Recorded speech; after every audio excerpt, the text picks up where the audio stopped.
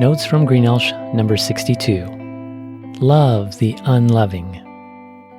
For our graduates at school, we celebrated the senior picnic today at the beach like we did last year. Everyone had a good time. At first, it was overcast, but then the clouds parted and the sun greeted us with a cheerful glow that sent dazzling sparkles across the serene turquoise sea. As a breeze of hope swept across the group, students shared their future plans. I'm encouraged to see them completing this milestone and embarking on the next phase of life's adventure. Teaching is like an overcast day. You know the sunny potential of students is there, but it doesn't always shine like it could, as it gets trapped behind a shroud of difficulties, disinterest, or distress, which hinder the light of learning. Sometimes students even rain on you because their days are so stormy. Fortunately, there's always a silver lining to the clouds that makes the investing in others worthwhile. Many days the sun overpowers the clouds and you get to see the beautiful colors of people as they radiate rays of progress. This summer, I'm hoping for glimpses of sunshine at camp. I've been preparing to counsel at a camp for foster kids at the end of June. I'll work with 2 boys all day and night for nearly a week.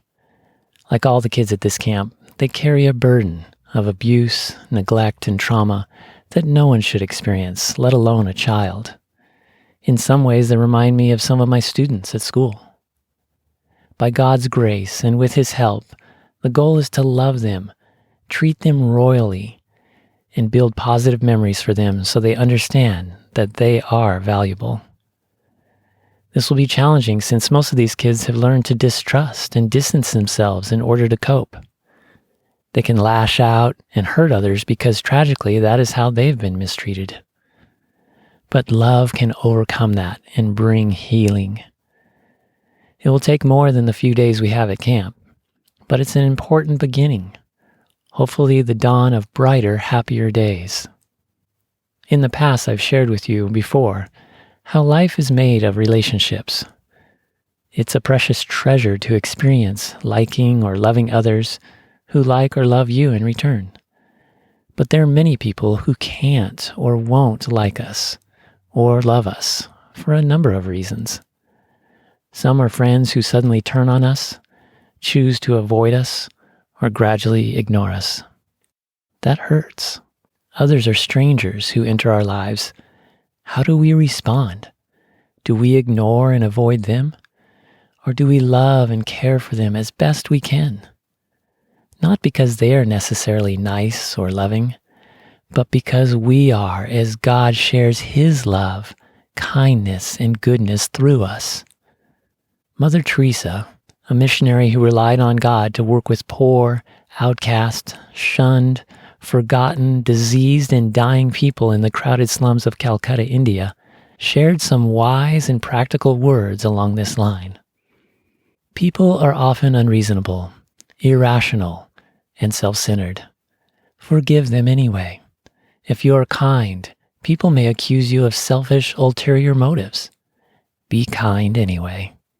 If you are successful, you will win some unfaithful friends and some genuine enemies. Succeed anyway. If you are honest and sincere, people may deceive you. Be honest and sincere anyway. What you spend years creating, others could destroy overnight. Create anyway. If you find serenity and happiness, some may be jealous. Be happy anyway. The good you do today will often be forgotten. Do good anyway. Give the best you have, and it will never be enough. Give your best anyway. In the final analysis, it's between you and God. It was never between you and them anyway.